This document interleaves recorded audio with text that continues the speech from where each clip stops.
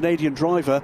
Garrett is a very quick man indeed. Ooh, and also, round goes to number 8, Graf car. Yeah, and David Drew, remember, had the opportunity to change to wet weather tyres. That was one of the cars late to the party. He's taken out the bollard, which delineates the racetrack from the pit lane entry as well, which can be replaced. Coming towards the end of that lap, Matthias Kaiser. Whoa. It's a Graf 1-2, and that's a big spin from Lawrence Hurt. Yeah. And Lawrence Hoare, who topped the session earlier on, now has that car come to rest right at turn 10? It certainly did initially. Let's hope he hasn't stalled it there, the all-black number 4 car. Lawrence Hoare, 15th now. That shows you the slick tyre in these conditions. And that's a disaster, I think, for Wayne Boyd, because he will not be able to improve in that final sector.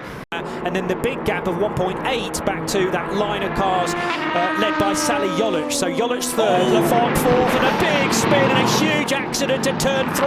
That was the Team Virage car off the track, and arriving at turn 3 backwards, it has collected at least 2 cars. That's the AIM-1 car, which I think lost a wheel in that. They're going to be out.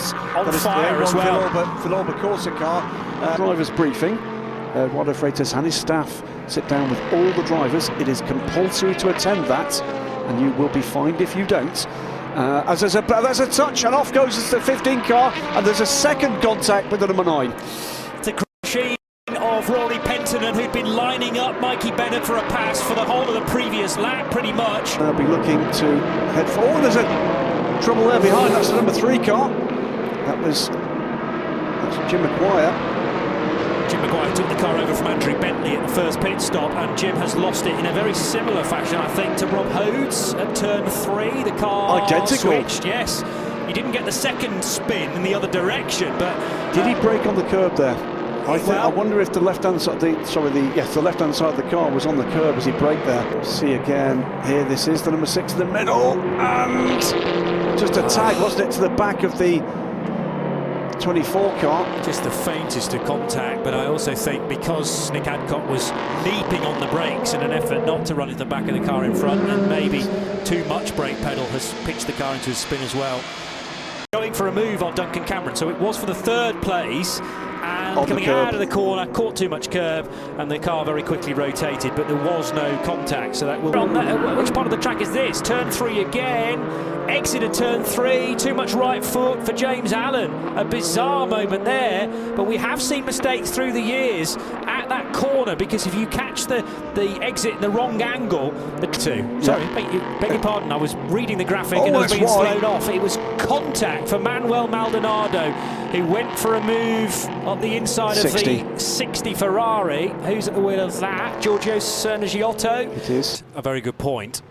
I'm also wondering... There's a 65 car going off. That was the first car. We saw that car, and I think porpoising like crazy left and right. Then the 34 car, almost in the same track. Luckily for Charlie Eastwood, though, he managed to find a way through the gravel and onto the... But then that was the first of the... So that was... That's got to be 32 by the way that it's hit the barrier at such force. But I think 22 then went off as well. So...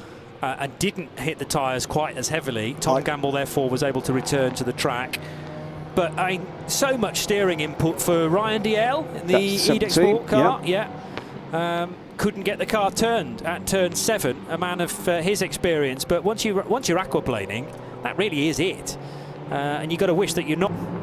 It's What's 4, isn't here? it? It's the Rauch corner, losing it way back. Arnold Robin for Graf. Did he keep it out of the wall? No, he didn't. Nope. It's not too bad. I think he's taken the dive plane off on the right-hand side, but other than that, I think he's got away with it.